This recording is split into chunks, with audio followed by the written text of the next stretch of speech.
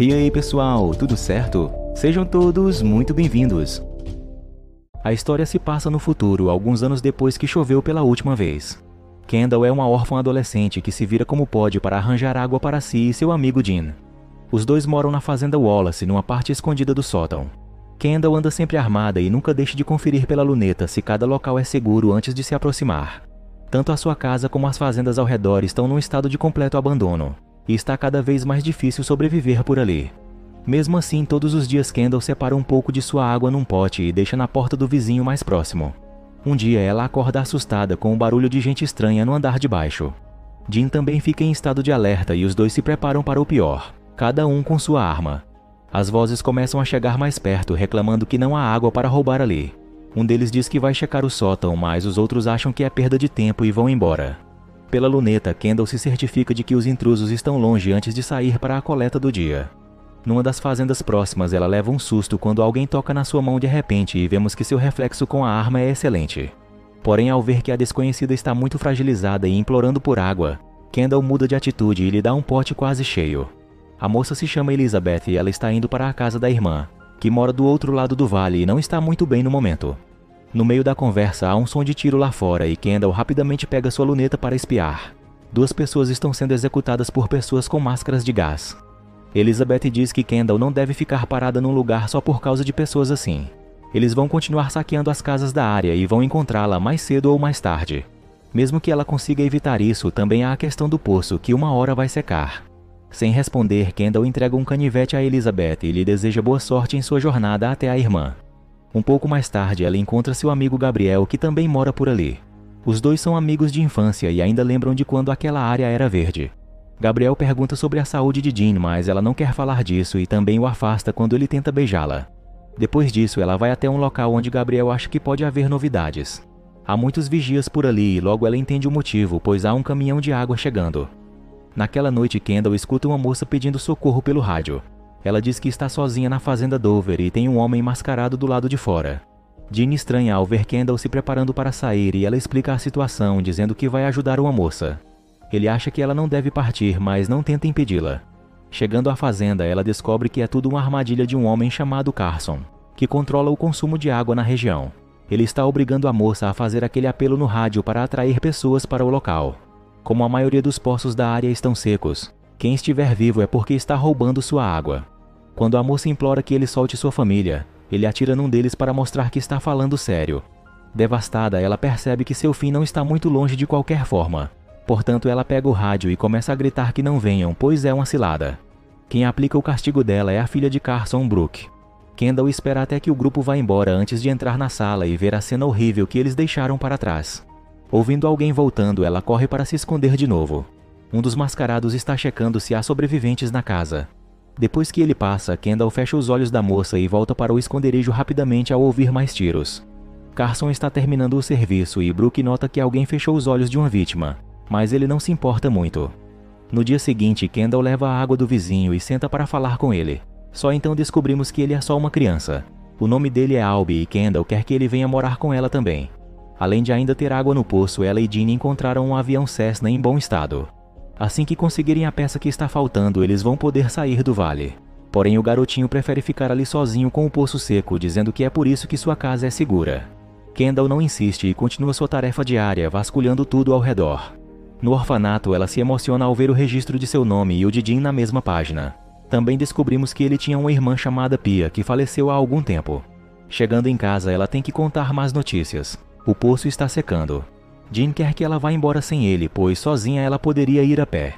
Eles só precisam do Cessna, porque Dean não aguentaria a caminhada até a casa de seu tio, que fica fora do vale.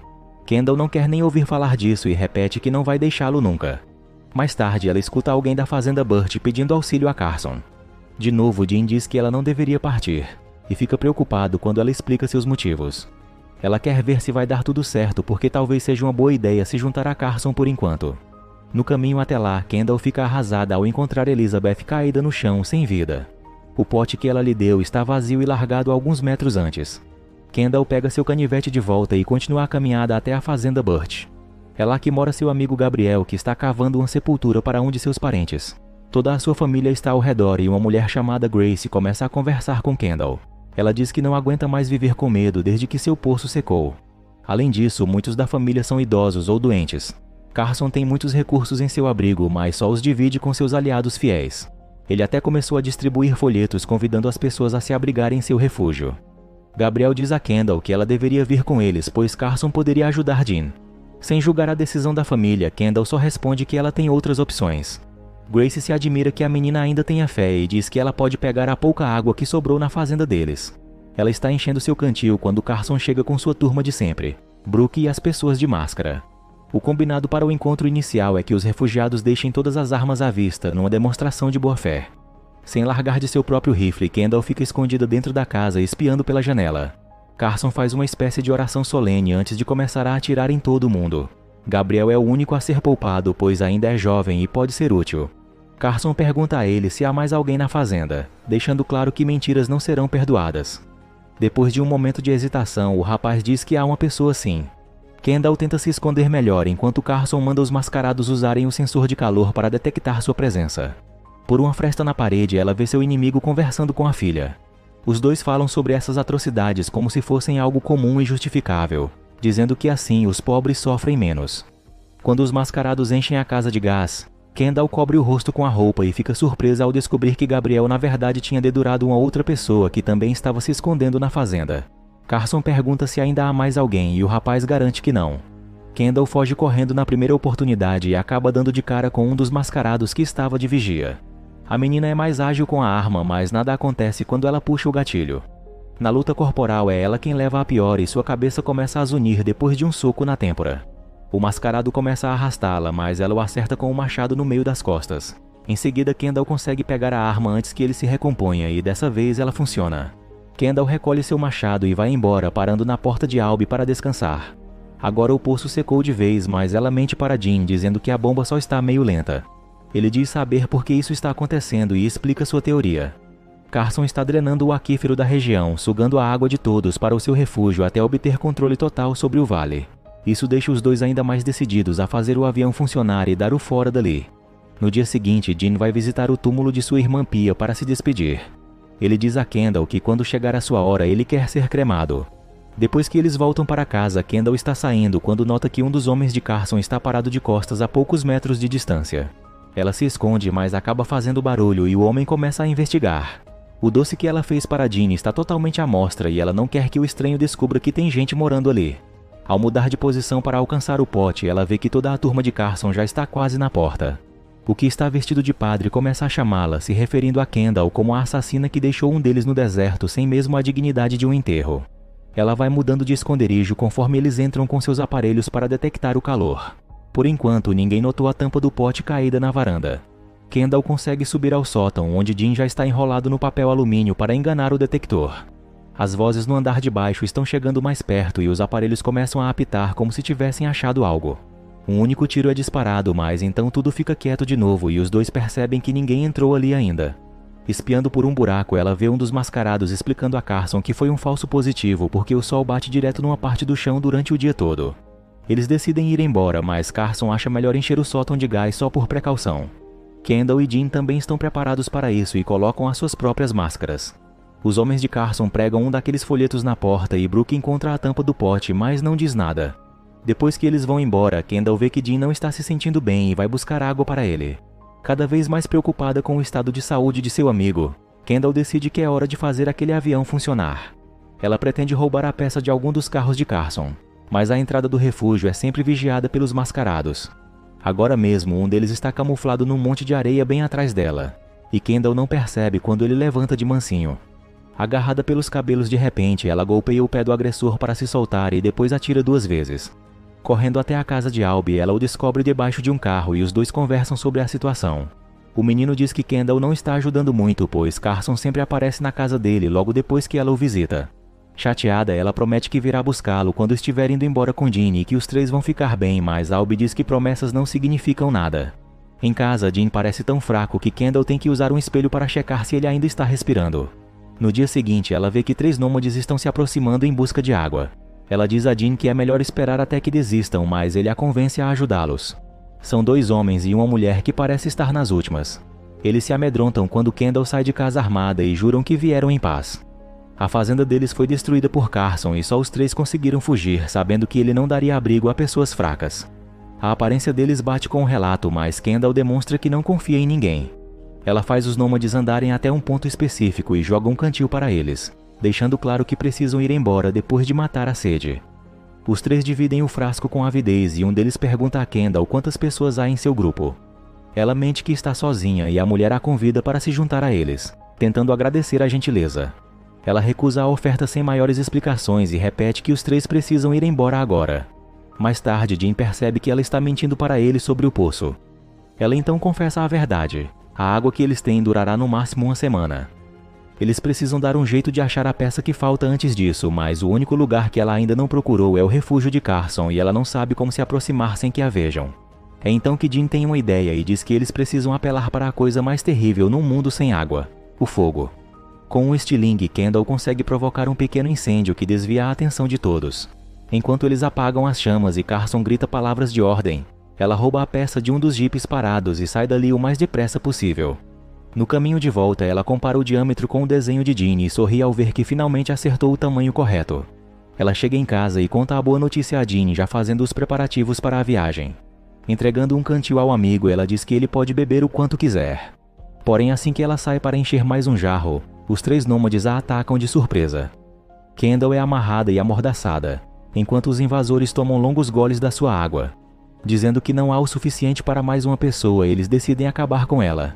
Mas antes que isso aconteça, Jean acerta um tiro na mulher e em um dos homens.